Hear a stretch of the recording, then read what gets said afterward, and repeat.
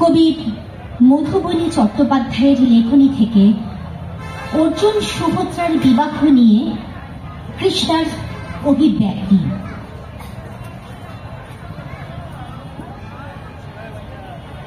দ্রৌপদী জানতে পেরেছেন অর্জুন কৃষ্ণ ভগিনী সুভদ্রাকে হরণ করে বিবাহ করেছেন। রাগে, দুঃখে এবং সর্বোপরি অপমানে স্তম্ভিত তিনি পড়ে রইলেন ইন্দ্রপ্রস্থে তার সুবিশাল কক্ষে একা। কৃষ্ণের বোন সুভদ্রা, কৃষ্ণের অনুমতি ছাড়া সুভদ্রা হরণ অর্জুনের পক্ষে অসম্ভব। তবে কি কৃষ্ণ এর মন হতাম? দ্রৌপদীর সমস্ত মন আচ্ছন্ন করে শুধু একটাই প্রশ্ন, কেন কেন এমন করলেন কৃষ্ণ? আদরের বোনকে তৃতীয় পাণ্ডবের মতো বীরশ্রেষ্ঠর হাতে তুলে দিতে, নাকি তার কৃষ্ণাকে অর্জুনের কাছ থেকে আরো খানিক দূরে সরিয়ে রাখতে? দ্রৌপদী যখন এসব ভাবনার ঘরে আচ্ছন্ন, ঠিক তখনই অর্জুন এসে দাঁড়ালেন তার সামনে। উদ্ভ্রান্ত বেশে, অবিনস্ত কেশে রক্তলোচনা দ্রৌপদী তার অগ্নিদৃষ্টি রাখলেন তৃতীয় পাণ্ডবের আনত দৃষ্টিতে। অর্জুন বুঝলেন দ্রৌপদী এখন সর্বগ্রাসী অগ্নিকে অন্তরে ধারণ করে আছেন। সেই উত্তাপ আগ্নেয়গিরি মিশ্রিত লাভার মতো ছিটকে গিয়ে জ্বালিয়ে দিচ্ছে অর্জুনের টেপো মন। মুখে কোনো প্রশ্ন না করলেও দ্রৌপদীর শত শত প্রশ্ন বিষাক্ত তীরের মতো ছুটে গিয়ে বিদ্ধ করছে অর্জুনকে। অর্জুন নত জানু হয়ে বসে তার কুণ্ঠিত দৃষ্টি রাখলেন কৃষ্ণার চোখে। দেখলেন তার অগ্নিদৃষ্টি ঘিরে কালো ছাইয়ের মতো জমে আছে একসময়ের যত্নে একা কাজল, যারা অনেকখানি চোখে জলের সঙ্গে ধুয়ে নেমেছে শীর্ণ ক্লান্ত নদীর মতো ক্রোধের উত্তাপে রাঙা কপল দুটি ছুঁয়ে। কপালে মুছে যাওয়া সিঁদুরের লাল আভায় গোধূলির অন্ধকার, সিঁথিতে মিলিয়ে থাকা একখণ্ড হীরের অলঙ্কার ধ্রুব তারার মতো নিশ্চুপ। অর্জুন ধীরে ধীরে নিজেকে গুছিয়ে নিয়ে বললেন, যে নারী অগ্নিজনী সম্ভূতা, তেজময়ী, অনন্ত সৌন্দর্য ও অপার জ্ঞানের অধিকারী, তাকে আমার জীবনে পেয়ে ধন্য আমি কৃষ্ণা। যেদিন তুমি আমার গলায় জয়মাল্য পরিয়েছিলে, আমি তোমার অগ্নিকে আমার অন্তরে ধারণ করেছিলাম। কিন্তু দ্রৌপদী, সেই অগ্নি আমায় শুধু দগ্ধ করেছে, রিক্ত করেছে, শান্তি দেয়নি এক বিন্দু। যে নারী অগ্নি স্বরূপা, জগৎ বন্দিতা, সে নারী কখনো একজনের হতে পারে না। সে নারী পেয়সী হন না, দেবী আসলে বন্দিতা হয়। তাকে শ্রদ্ধা করা চাই, সম্ভ্রম করা চাই, ভয় করা চাই, কিন্তু কোলের কাছে টেনে দুই হাতের আলিঙ্গনে আদর করা যায় না। বক্ষ লগ্না করে রাখা যায় না আজন্মকাল। পুরুষ চাই মুগ্ধা নারী, যে প্রতি মুহূর্তে তার প্রেমিককে দেখে মুগ্ধ হবে, বিস্মিত হবে, গর্বিত হবে, যার দু চোখ ভরে থাকবে অপার প্রেম আর হৃদয় ভরা সুধা পাণ্ড, যা দিনের শেষে সব ক্লান্তিকে এক নিমেষে ছড়িয়ে দেবে। তোমার পদ্মের মতো দুই চোখ আমায় উন্মাদ করে কৃষ্ণ, কিন্তু তার মধ্যে দিবারাত্র যে আগুনের স্ফুলিঙ্গ ঝলসে ওঠে, তা আমায় ক্লান্ত করে দেয়। তোমার এই প্রচন্ড অস্তিত্বের কাছে নিজেকে খুঁজে পেতে কষ্ট হয়।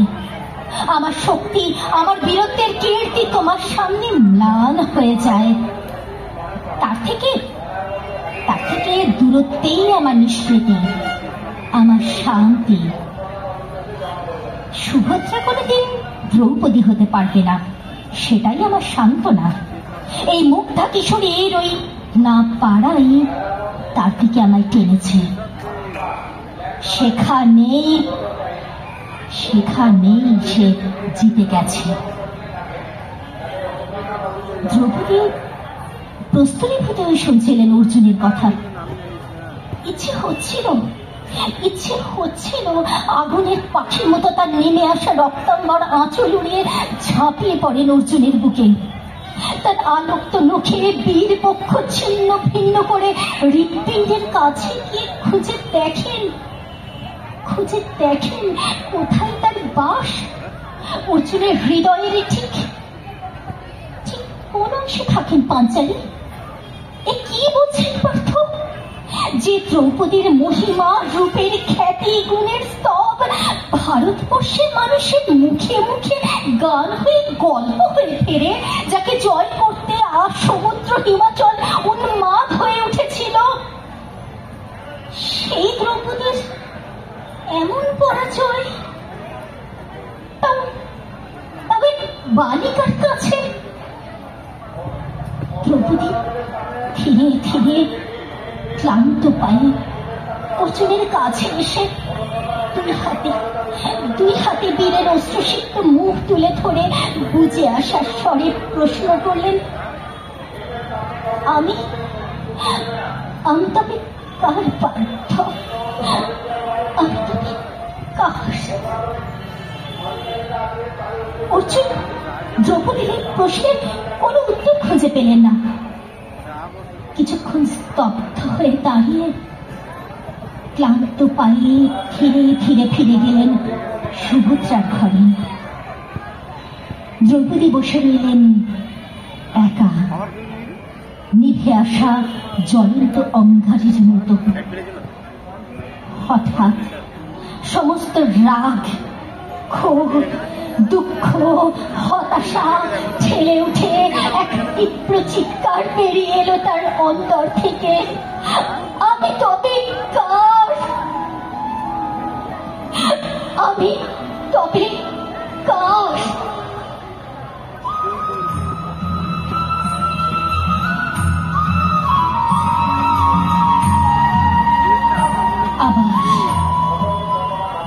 আবার সেই বাঁশির সুর, সেই কস্তুরী মৃগনাভির গন্ধ, কৃষ্ণার লুটির পড়া আঁচল বুকের কাছে টেনে অন্ধকারে তাকালেন। বাঁশির সুর ভেদ করে চিরচেনা সেই কণ্ঠস্বর,